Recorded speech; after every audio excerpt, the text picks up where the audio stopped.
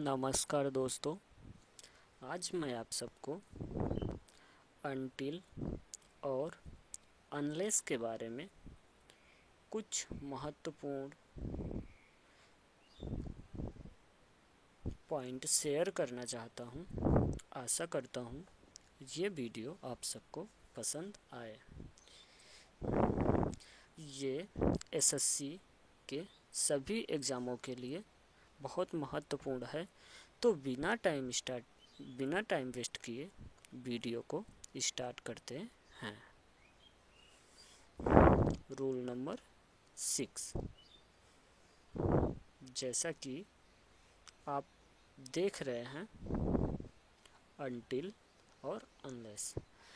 Until जो है time बताता है और अनलेस कंडीशन बताता है। अनटिल कंजंक्शन और प्रीपोजिशन ये दोनों होते हैं। कंजंक्शन और प्रीपोजिशन दोनों होता है अनटिल। ये टाइम बताता है और अनलेस केवल कंजंक्शन होता है। अनलेस केवल कंजंक्शन होता है और ये कंडीशन बताता है। नेक्स्ट, इफ़ भी कंडीशन बताता है। इफ़ कंडीशन बताता है और इफ़ डाउट भी बताता है, जो स्पष्ट ना हो, जो संदिग्ध हो, डाउट भी बताता है। इफ़ कंडीशन भी बताता है और डाउट भी बताता है। जैसे example, if he comes I will go. यहाँ पे इफ़ कंडीशन बता रहा है। If he comes I will go, वह आएगा तो मैं जाऊंगा। यहाँ पे कंडीशन बता रहा है इफ़। नेक्स्ट, यहाँ पे आई डोंट नो, मुझे मालूम नहीं या मुझे पता नहीं। इफ़ ही विल कम, यहाँ पे इफ़ डाउट बता रहा है। आई डोंट नो मतलब मुझे पता नहीं है। यहाँ पे जो इफ़ है ये डाउट बता रहा है। वेदर भी डाउट बताता है। वेदर डाउट बताता है। वेदर डाउट बताता है और दैट श्योरिटी या सर्टेनिटी मतलब जो श्योर हो वो बताता है। श्योरिटी के लिए। अब प्रोवाइडेड यानी बशर्ते, ये भी कंडीशन बताता है। प्रोवाइडेड कंडीशन बताता है और दैट जो श्योरिटी या सर्टेनिटी बताता है। इफ़ अगर कंडीशन बताता है तो वहाँ पे विल का प्रयोग नहीं किया जाएगा। इफ़ अगर कंडीशन बताता है तो वहाँ पे विल का प्रयोग नहीं होगा। अगर इफ़ डाउट बताता है यानी जो स्पष्ट ना हो, डाउट बताता है तो वहाँ पे विल का प्रयोग होगा। इफ़ अगर कंडीशन बताएगा तो विल का प्रयोग नहीं होगा। अगर इफ़ डाउट बताएगा तो वहाँ पे विल का प्रयोग होगा। नेक्स्ट, जैसे आई विल वेट अनलेस या अनटिल ही कम्स। यहाँ पे इसका मतलब कहने का ये है, मैं उस समय तक वेट करूँगा जब तक कि वो आना जाए। मतलब यहाँ पे कंडीशन नहीं बता रहा है, यहाँ पे टाइम बता रहा है तो अनटिल का प्रयोग होगा। क्योंकि आई विल वेट, मैं तब तक उस समय तक वेट करूँगा। अनटिल ही कम्स, जब तक वो आना जाए। नेक्स्ट, यहाँ पे अनलेस और until. He works he will not succeed. यहाँ पे अनटिल टाइम बताता है तो यहाँ पे अनटिल का प्रयोग नहीं होगा, यहाँ पे अनलेस का प्रयोग होगा। क्योंकि यहाँ पे कंडीशन बता रहा है। Unless he works he will not succeed. मतलब जब तक तुम काम नहीं करोगे या हार्ड वर्क नहीं करोगे तब तक तुम सफल नहीं हो पाओगे। मतलब यहाँ पे कंडीशन बता रहा है, यहाँ पे कंडीशन बता रहा है। नेक्स्ट इफ़ जो है, जैसा कि आपको बता चुके हैं, इफ़ डाउट और कंडीशन दोनों बताता है, अनलेस केवल कंडीशन बताता है। अनलेस केवल कंडीशन बताता है और इफ़ कंडीशन और डाउट दोनों बताता है। इफ़ के साथ नॉट का प्रयोग किया जाएगा और अनलेस के साथ नॉट का प्रयोग नहीं किया जाता। अनलेस के साथ नॉट का प्रयोग नहीं किया जाता। इफ़ के साथ नॉट का प्रयोग किया जाएगा लेकिन अनलेस के साथ नॉट का प्रयोग नहीं किया जाएगा। इफ़ डाउट और कंडीशन दोनों बताता है, अनलेस केवल कंडीशन बताता है। इफ़ में एक तरफ पॉजिटिव, दोनों तरफ पॉजिटिव होता है। इफ़ में अगर दोनों तरफ पॉजिटिव होता है, अगर निगेटिव हो तो दोनों तरफ निगेटिव बोला जाएगा। अगर लेकिन अनलेस में एक तरफ पॉजिटिव बोला जाएगा और दूसरी तरफ निगेटिव बोला जाएगा। जैसे कि आपको एग्जांपल में समझा देंगे अभी। इफ़ में दोनों तरफ पॉजिटिव बोला जाएगा, अगर निगेटिव बोला जा रहा है तो दोनों तरफ निगेटिव बोला जाएगा। और कंडीशन में अनलेस में कंडीशन जो बताता है उसमें एक तरफ पॉजिटिव बोला जाएगा, एक तरफ नेगेटिव बोला जाएगा।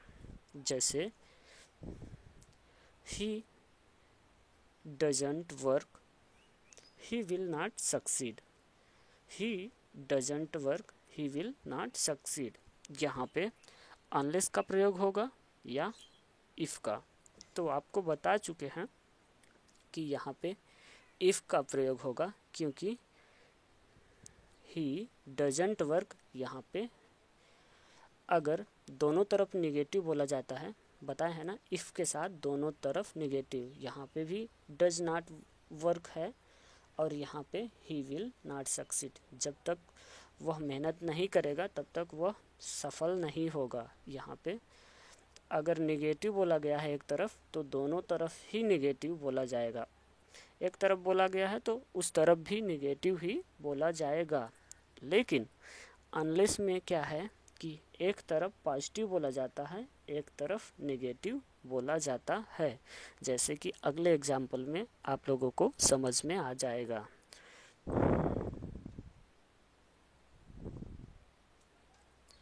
If he will come I will go. If he will come I will go. जैसा कि आपको पहले भी बता चुके हैं, अगर इफ़ कंडीशन बताएगा तो उसके साथ विल का प्रयोग नहीं किया जाएगा। अगर इफ़ डाउट बताएगा जो स्पष्ट ना हो तो वहाँ पे विल का प्रयोग किया जाएगा। जैसे कि if he will come I will go, तो यहाँ पे कंडीशन बता रहा है इसलिए विल का प्रयोग नहीं किया जाएगा। लेकिन इफ़ के साथ अगर डाउट हो या डाउट बताया जाए तो इफ़ के साथ विल का प्रयोग किया जाएगा। जैसे कि यहाँ पे देख लेते हैं, आई डोंट नो, मतलब यहाँ पे डाउट बता रहा है, मुझे पता नहीं है।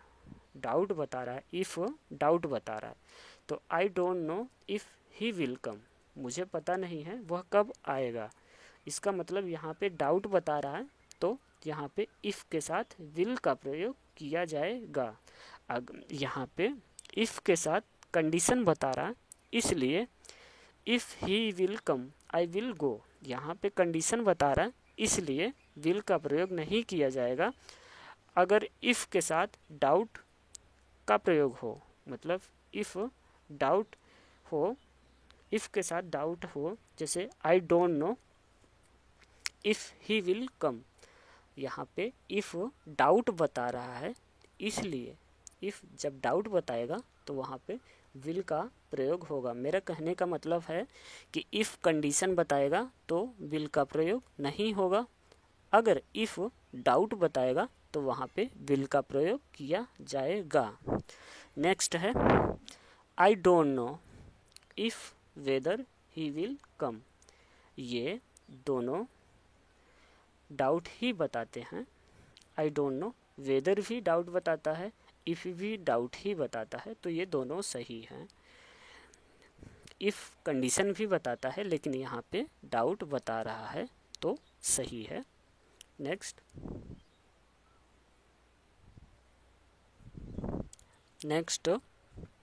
आई हैव फ्यू डाउट्स, मतलब I have few doubts that whether he will कम।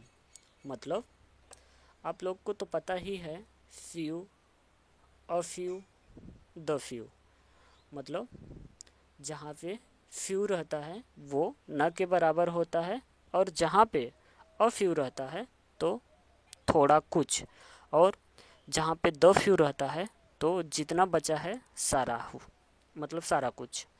तो यहाँ पे आई हैव फ्यू डाउट्स मतलब डाउट जो है न के बराबर है, मतलब डाउट नहीं है।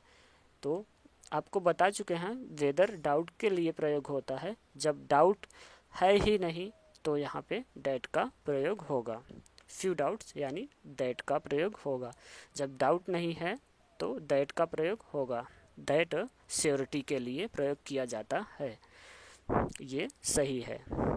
If I have few doubts that he will कम, ये सही है। नेक्स्ट आई डोंट नो, यहाँ पे डाउट है।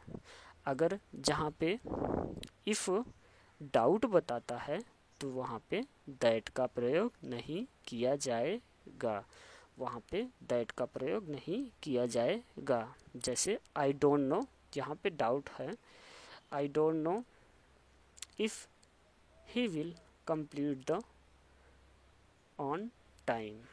जहाँ पे डाउट बता रहा है इसलिए दैट का प्रयोग नहीं होगा, क्योंकि दैट श्योरिटी के लिए होता है।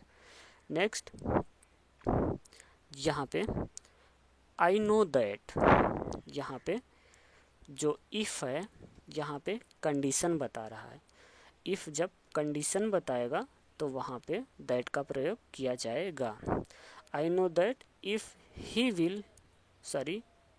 he helps me I will be able to do the work। मेरा कहने का मतलब ये है जहाँ पे इफ़ डाउट बताता है वहाँ पे दैट का प्रयोग नहीं किया जाएगा, क्योंकि दैट श्योरिटी के लिए है। अगर वहाँ पे डाउट है तो श्योरिटी कहाँ से होगा, और जहाँ पे इफ़ कंडीशन बताएगा वहाँ पे दैट का प्रयोग हो सकता है, वहाँ पे दैट का प्रयोग हो सकता है। Next he works he will not succeed, मतलब यहाँ पे इफ़ का प्रयोग होगा या अनलेस का। तो he works he will not succeed, यहाँ पे आपको बता चुके हैं इफ़ में अगर एक तरफ पॉजिटिव है तो दूसरी तरफ भी पॉजिटिव ही बोला जाएगा, अगर एक तरफ नेगेटिव बोला जा रहा है तो दूसरे तरफ भी नेगेटिव बोला जाएगा। और अनलेस में ऐसा बोले थे एक तरफ पॉजिटिव बोला जाएगा तो दूसरी तरफ नेगेटिव बोला जाएगा, एक तरफ पॉजिटिव तो दूसरी तरफ नेगेटिव बोला जाएगा। तो यहाँ पे एक तरफ पॉजिटिव बोला गया है और एक तरफ नेगेटिव बोला गया है, तो यहाँ पे इफ़ का प्रयोग नहीं होगा, क्योंकि यहाँ पे दोनों तरफ पॉजिटिव, अगर एक तरफ है तो उस तरफ भी पॉजिटिव बोला जाएगा, एक तरफ नेगेटिव है तो उस तरफ भी नेगेटिव बोला जाएगा। तो यहाँ पे एक तरफ पॉजिटिव बोला गया है और एक तरफ नेगेटिव बोला गया है, इसलिए यहाँ पे अनलेस का प्रयोग होगा, यहाँ पे अनलेस का प्रयोग होगा। Next, he will succeed provided unless he works hard। यहाँ पे दोनों सही है, या प्रोवाइडेड